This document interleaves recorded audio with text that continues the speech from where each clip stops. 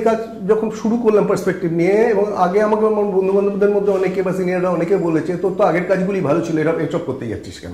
এবং প্রথম দিকেই সব ছবি সাকসেসফুল হতো বা ভালো হতো, আমার পছন্দ হতো এমনও না।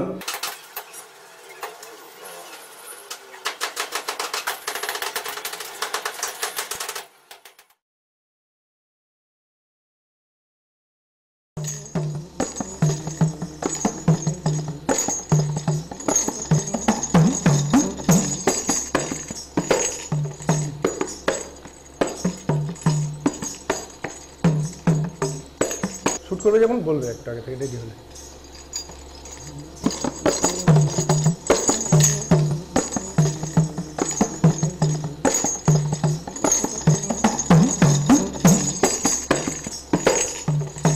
এবং অনেক কিছু আমাকে ভাবতে হচ্ছে যেটা আমি কোনোদিন দেখিনি, আমি কোনো মানুষকে মাটির নিচ থেকে দেখিনি, ভাবতে হচ্ছে দেখলে কেমন লাগতো।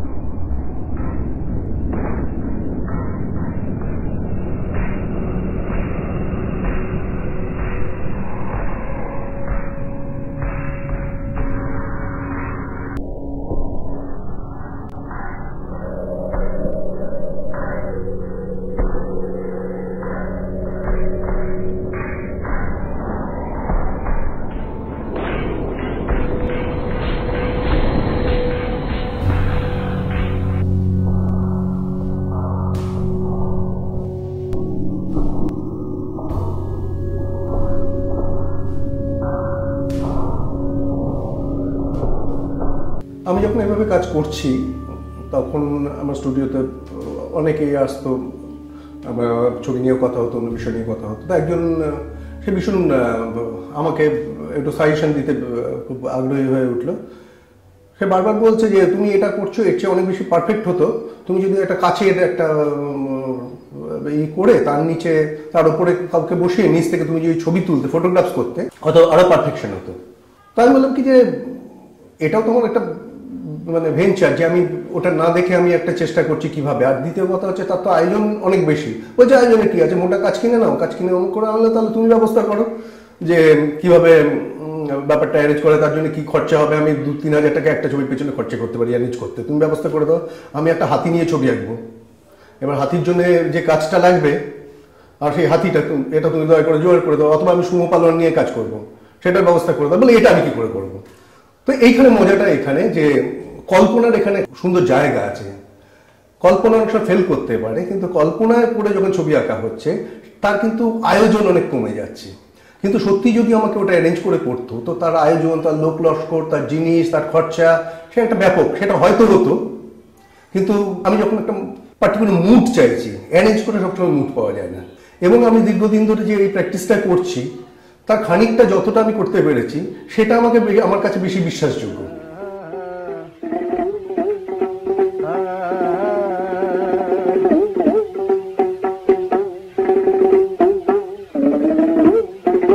ভাঙা ঘরে উড়ি দি থাকব কতদিন, ভাঙা ঘরে উড়ি দি থাকব কতদিন। যেদিন আসবি বর্ষা করবি ফর্সা, যেদিন আসবি বর্ষা করবি ফর্সা, রাখবি না তুই কোনো দিন, ভাঙা ঘরে উড়ি। তখন আমার কাজের মধ্যে ভীষণ পরিমাণে সুরিয়ালিস্টিক একটা প্রভাব পড়েছিল।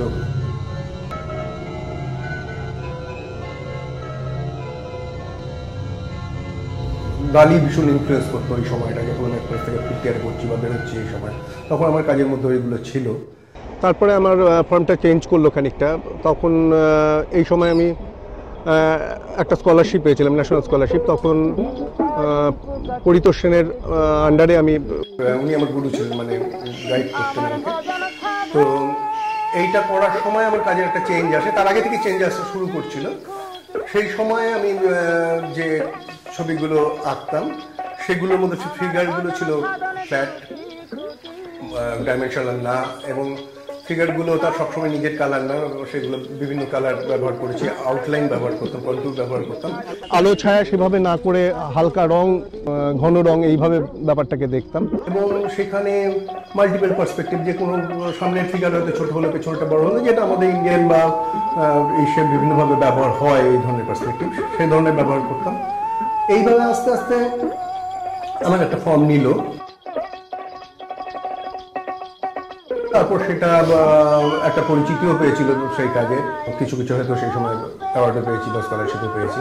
স্যার তখন যেগুলো বলতেন আমি সবগুলো যে সবসময় বুঝতে পেরেছি বা সবসময় সেইগুলো সবসময় আমার ভালো লেগেছে তা না, কিন্তু পরবর্তীকালে আমি বুঝতে পেরেছি যে মানে পরিতোষবাবু যেগুলো আমাকে বলতেন সেগুলো অনেকগুলোই হৃদয়ে নেওয়া বা পরে ভালো করে বোঝা বা পরে ওটার তাৎপর্য কি সেটা বুঝতে হয়তো আমি অনেক পরে বুঝেছি।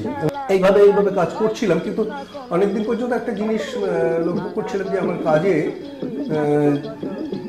যে ধরনটা সেটা হয়তো আমার তার মধ্যে কিছুটা নিজস্বতা আছে বা কিছু, কিন্তু তা সত্ত্বেও হয়তো তার কাছাকাছি অনেকে ছবি আঁকে, সেই ধরনের কাছাকাছি ধরনের অনেকে ছবি আঁকে। সেখান থেকে আমার কাজের প্রতি আমি উৎসাহটা কমতে শুরু করছিল। তো আমি একটা জিনিস দেখলাম কি, যে মূল জিনিস যে আমি ছবি আঁকার জন্য যে উৎসাহটা না পাই তাহলে কিন্তু খুব মুশকিল লাগে। তখন আমি একটা অন্য পথ খোঁজার চেষ্টা করছি।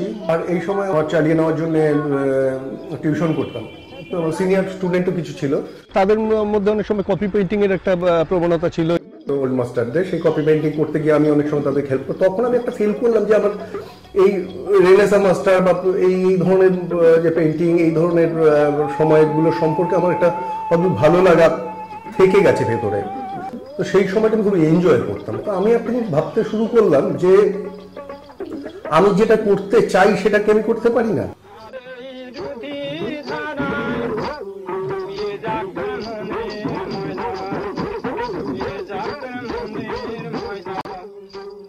তার পেছনে কি কোনো মানে এই ছবি আঁকার জগৎ এইসবের কোনো কিছু চাপিয়ে দেওয়া আছে? তার মানে কোথাও আমার সেই স্বাধীনতাটা কোনোভাবে খর্ব হচ্ছে, যে আমার ভালো লাগাটা আমি প্রকাশ করতে পারছি না, অথবা সেটা কোথাও একটা খামতি আছে। তখন বুঝে উঠতে পারছিলাম না যে পৃথিবীর বিভিন্ন শিল্পীদের দেখছি, তাদের বিভিন্ন ফর্ম, বিভিন্ন রকম ভাবে তারা ছবি আঁকছে, তাহলে আমি কোথায় এক্সিস্ট করবো?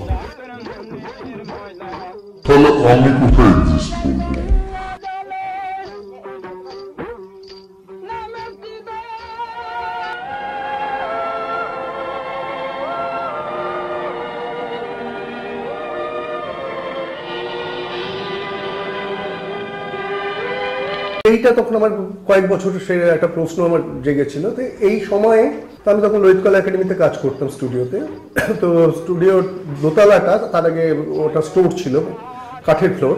তখন একটা সাদা ক্যানভাসের সামনে ভাবছি যে এরপর কি করব, কি আঁকবো।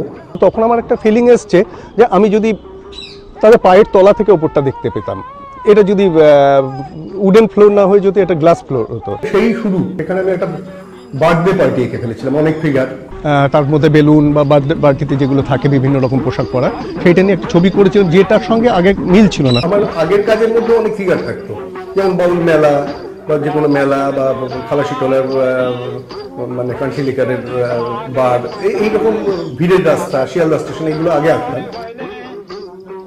তো সেখানে ওই ভিড়টা আমি কিছুদিন মানে এখানেও সেই ভিড়টা এসে গেল, কিন্তু আমি দেখলাম নিচ থেকে।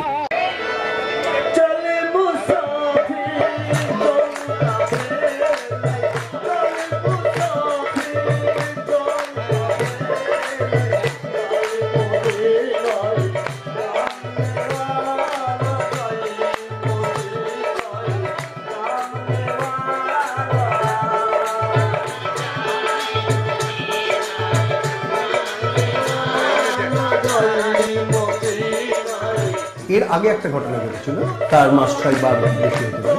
আমি হঠাৎ করে একটা গরু গাড়ির ছবি থেকে ইন্সপায়ার্ড হয়ে মনে মনে গরু গাড়িটা আমি আরো নিচ থেকে আঁকতে পারি। সেইটা আমি করতে গেলাম, গরুগুলো যে পার্সপেক্টিভে আঁকার কথা সেটা আমি করতে গিয়ে আমি টোটালি ফেল করলাম গিয়ে ওটা গরুগুলোকে পরে দেখে কচ্ছপ মনে হচ্ছিল। মানে গরুর আইডেন্টিটিটাই আমি তৈরি করতে পারছিলাম না। তার কারণ হচ্ছে আমার অবজারভেশনের ভুল ছিল।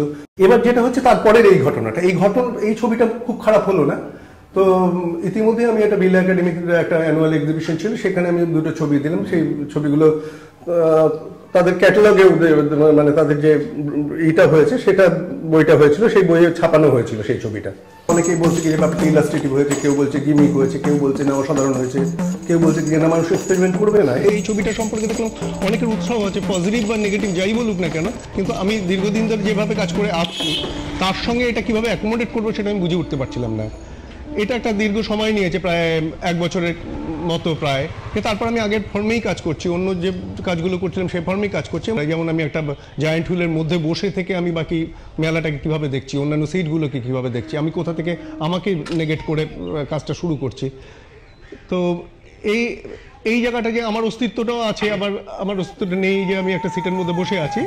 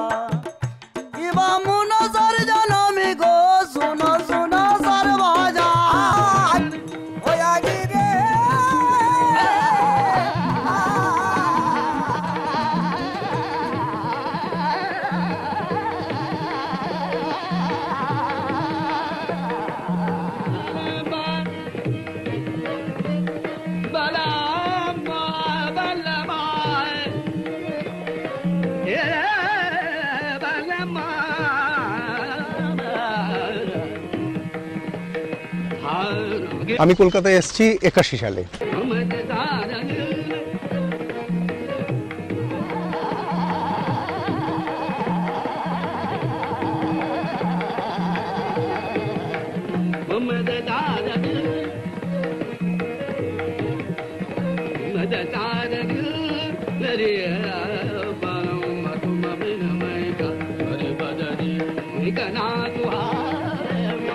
যেটা অনেক বেশি ইটকাট পাথরের, প্রকৃতি সেখানে অনেক কম।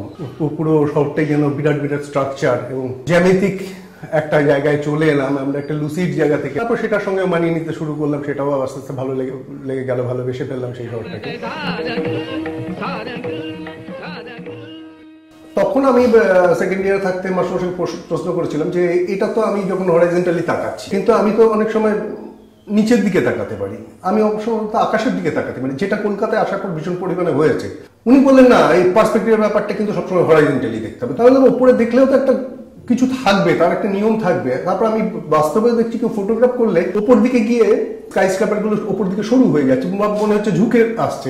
সুতরাং সেইখানে তো একটা, তারও তো একটা ভ্যানিশিং পয়েন্ট হবে। আরেকটা কোথাও ভ্যানিশিং পয়েন্ট আমি উপর থেকে নিচে থাকলে নিচের দিকেও থাকতে পারে, এই ভাবনাটা শুরু হয়েছিল। কিন্তু আমার ছবি আঁকার ক্ষেত্রে দেখলাম যে আমার ছবি আঁকার বিষয়ে সবসময় কিন্তু জিওমেট্রিক ফর্ম থাকছে না। সেখানে মানুষ আসছে, মানুষ কোনো জিওমেট্রিক ফর্ম ক্যারি করে না। সেখানে ফুল আসছে, সেখানে হাতি আসছে, সেখানে গাছপালা আসছে, সেখানে আরো অনেক কিছু আসছে। এরা কিন্তু জিওমেট্রিক ফর্মের দাসত্ব করে না। একটা মানুষ যদি হয় এইভাবে দেখলে তার প্রশ্নটি কি হবে? সুতরাং এই যে কনভেনশনাল যে জিওমেট্রিক্যাল পার্সপেক্টিভের যে থিওরিজ গুলো, সেইগুলো আমার ক্ষেত্রে সবসময় অবশ্যই কাজে লাগছে, কিন্তু অনেক ক্ষেত্রে আমার তার থেকে বাইরে গিয়ে ভাবতে হচ্ছে।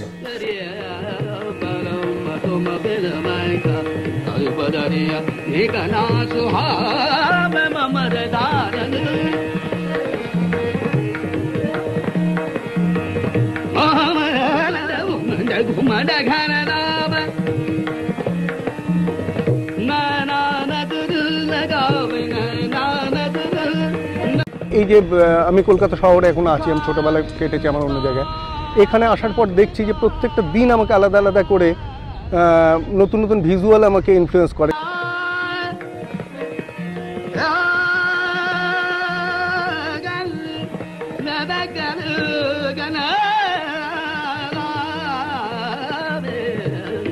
যে আমি যদি শান্তিনিকেতনে থাকতাম বা কোনো একটা এই ধরনের শান্ত জায়গায় থাকতাম তাহলে হয়তো এই কন্টিনিউশনটা চলে, কিন্তু এখানে দেখা যাচ্ছে আমি সকালে যে মন নিয়ে বেরোচ্ছি বিকেলবেলায় মন পাল্টে গেল। সকালবেলায় যে ভিজুয়াল আমাকে ইনফ্লুয়েন্স করেছিল বিকেলবেলায় অন্য কোনো ভিজুয়াল সেটা ওভারল্যাপ করে গেল। সুতরাং এইখানের প্রত্যেক মুহূর্তে যে চেঞ্জিং বাস্তবতা, এই প্রত্যেক মুহূর্তের ঘটনাবহুল জায়গায় প্রত্যেক মুহূর্তে একটা ভিজুয়াল একটা ভিজুয়ালকে ওভারল্যাপ করছে। আমার একটা ছবি যখন আমি আঁকছি পরের ছবিটার সাবজেক্ট হয়তো পুরোপুরিই পাল্টে গেল, এটা আমার ক্ষেত্রে খুব হয়েছে।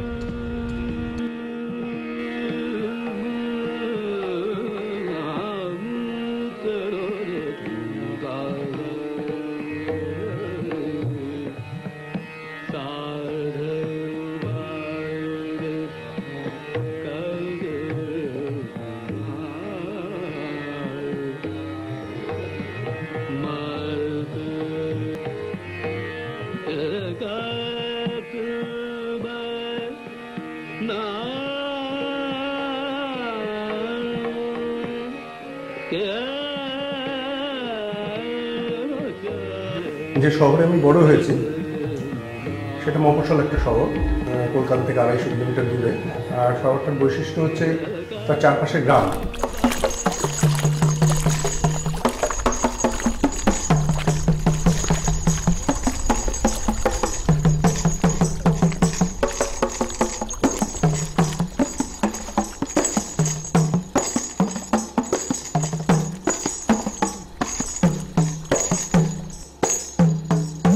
আর একটা শহর সুন্দর হতে পারে যদি তার মাঝখান দিয়ে একটা নদী চলে যায় এবং সেই নদীর নাম যদি ভাগীরথী হয়। আমার বাড়ির খুব কাছেই ভাগীরথী। আমার বাবা ছিলেন ওখানে কলেজে অধ্যাপনা করতেন। আমরা আমার দিদি আমি তিনজন। জায়গাটার নাম জঙ্গিপুর, মুর্শিদাবাদ জেলায়। সেখানকার মিউনিসিপ্যালিটির বয়স প্রায় 150 বছর হতে চললো।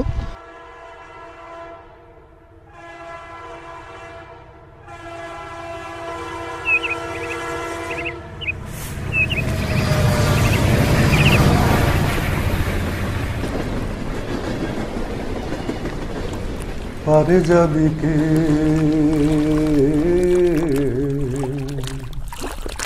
ভব নদী, ও নদীর কূলে যাওয়া হলো ভার।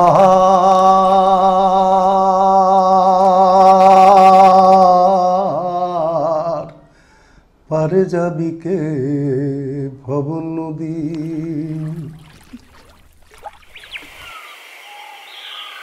অমন বেলা গেল ভবের হাটে,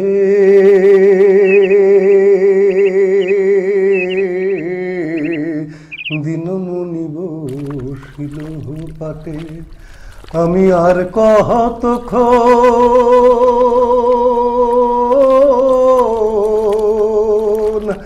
আমি আর কতক্ষণ, আর কতক্ষণ রইব বসে। নেমে এলো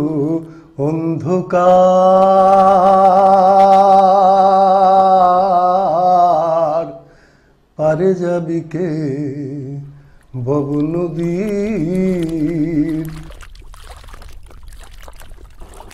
আমার মা বাবা দিদিরা সবাই একটু ছবি আঁকতেন। আমার মামা তারা ভালোই ছবি আঁকতেন, যদিও প্রফেশনালি তারা আর্টিস্ট হয়নি। তারপরে যারা মূর্তি বানায় ঠাকুর বানায় তাদের কাছে যেতাম, সেগুলো আমাদের কাছে খুব প্রেরণা ছিল। আমার বাবার খুব একটা ইচ্ছে ছিল না, খুব একটা মানে একেবারেই ইচ্ছে ছিল না যে ছেলে আর্ট কলেজে পড়বে, আর্টিস্ট হবে। এবং তখন আর্টিস্ট মানে বাংলা সিনেমায় দেখা সেই উত্তম সুচিত্রার সেই সিনেমা, সেখানে যে শিল্পী বলতে যা বোঝাতো সেটাই সবাই বুঝতো, ভবিষ্যতে না খেতে পেয়ে মরবে বা এই ধরনের একটা ব্যাপার। তো আমার বাবা শিক্ষিত মানুষ ছিলেন, অনেক সাংস্কৃতিক খবর রাখতেন, কিন্তু আর্ট কলেজে আর্টিস্ট এই ব্যাপারটা খুব পরিষ্কার ছিল না তার কাছে। এবং তার যারা বন্ধুবান্ধব অন্যান্য অধ্যাপকরা তারাও খুব পরিষ্কার কোনো ধারণা দেয়নি।